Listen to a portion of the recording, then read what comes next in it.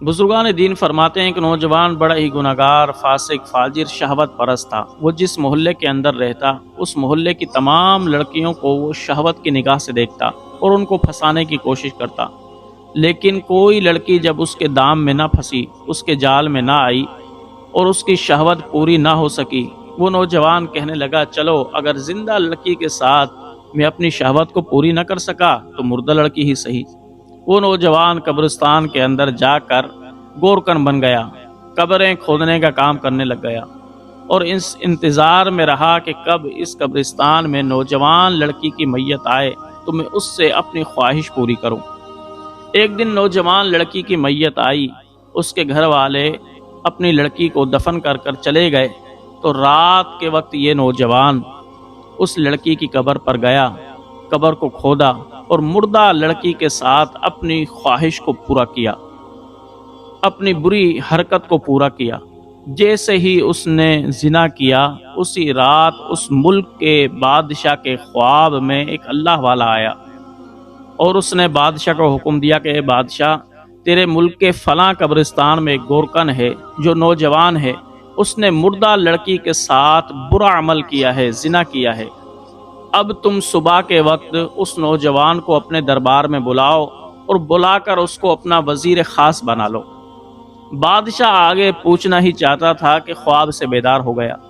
اب صبح ہوئی، بادشاہ نے سپاہیوں کو بلایا اور کہا کہ جاؤ فلاں قبرستان میں ایک نوجوان ہے جو گورکن ہے، اس کو پکڑ کر لے کر آ جاؤ۔ سپاہی اس قبرستان میں گئے، نوجوان کو پکڑ کر بادشاہ کے پاس لے آئے۔ بادشاہ نے اس نوجوان سے کہا کہ نوجوان سچ سچ بتاؤ، کل رات کو تم نے لڑکی کے ساتھ برا عمل کیا ہے؟ وہ نوجوان کہنے لگا، میں نے برا عمل کیا ہے۔ بادشاہ کہنے لگا، کوئی فکر کی بات نہیں ہے، چلو آج سے میں تجھے اپنا وزیر بناتا ہوں۔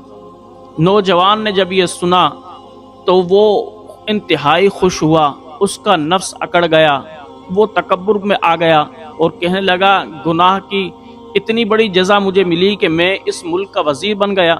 پھر تو وہ اور اترانے لگ گیا اور مسکراتا ہوا وہ دربار سے نکلا۔ لیکن بادشاہ بڑا حیران تھا کہ یا اللہ، یہ کیا ماجرا ہے کہ اس کو تو موت کی سزا ہونی چاہیے تھی، لیکن اے بار الہ، تو نے اس کو مہلت دلوا دی، اس کو میرا وزیر بنا دیا، اس کے اندر وجہ کیا ہے؟ دوسری رات وہ بادشاہ سویا، خواب کے اندر دوبارہ اللہ والا آیا تو بادشاہ نے اس اللہ والے سے پوچھا کہ اللہ کے بندے، یہ تو بتا، اس کو تو سزا ملنی چاہیے تھی، لیکن آپ نے حکم دیا کہ اللہ کا فرمان ہے اس کو اپنا وزیر بنا لو۔ میں نے اس کو اپنا وزیر تو بنا لیا، لیکن وجہ تو بتاؤ کہ وزیر یہ کیوں بنایا گیا؟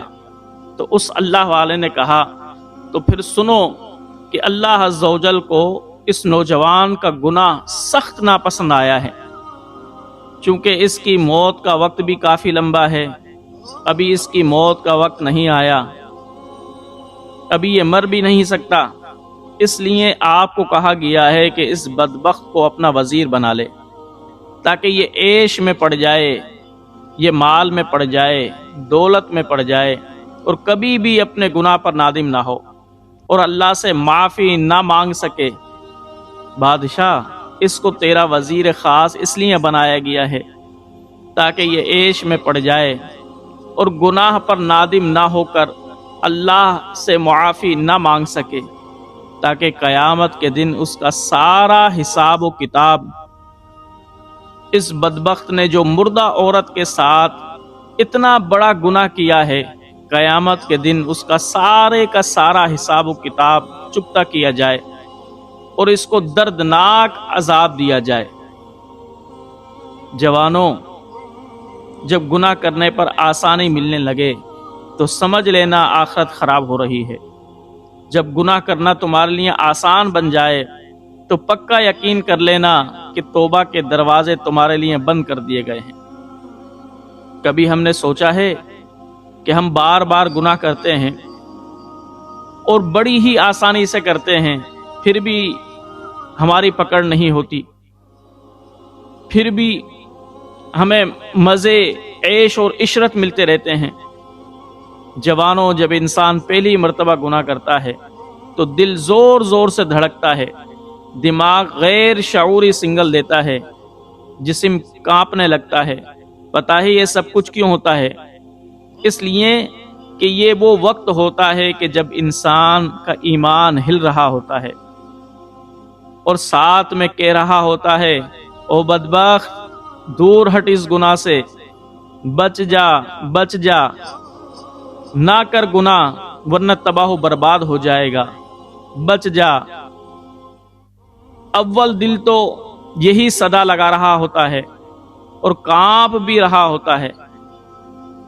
تو میرے بھائیوں، یہ تو پہلی بار دل کانپتا ہے، مگر دوسری بار یہ شدت کم ہو جاتی ہے، پھر تیسری بار یہ شدت ہوتی ہی نہیں، پھر جو مرضی آئے کر۔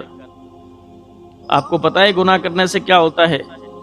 بس یہ ہوتا ہے کہ اوپر والا تعلق ختم کر دیتا ہے، اور جس انسان سے اللہ تعالیٰ خود اپنا تعلق ختم کر دے، اس سے بڑا بدبخت انسان دنیا میں اور کون ہے؟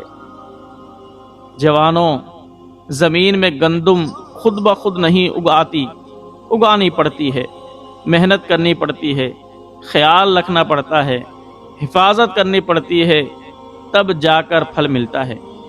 اور جہاں محنت نہ کی جائے، جہاں خیال نہ رکھا جائے، جہاں حفاظت نہ کی جائے، وہاں گھاس ہی اگتے ہیں، وہاں کانٹے دار پودے ہی اگتے ہیں، جو پوری زمین کو لپیٹ میں لے کر اس کو ناکارہ بنا دیتے ہیں۔ جوانوں، بالکل ایسا ہی نیکیوں کے لیے، گناہوں سے بچنے کے لیے محنت کرنی پڑتی ہے، دشواریوں سے گزرنا پڑتا ہے۔ اگر محنت نہیں کرو گے تو گناہوں کا تصور دل میں خود بخود پڑے گا، اور یہ تصور جو ہے اللہ تعالیٰ سے تعلق کو ختم کر دیتا ہے۔ جوانوں، اللہ کا حیا کرو، اس کی نافرمانی سے بچو، اس کی نافرمانی سے باز آ جاؤ۔ حیا کا اٹھ جانا ایمان کے اٹھ جانے کی نشانی ہے، اور یہ نشانی ہے اس بات کی کہ اندھیری قبر میں بہت ہی برا ہونے والا ہے۔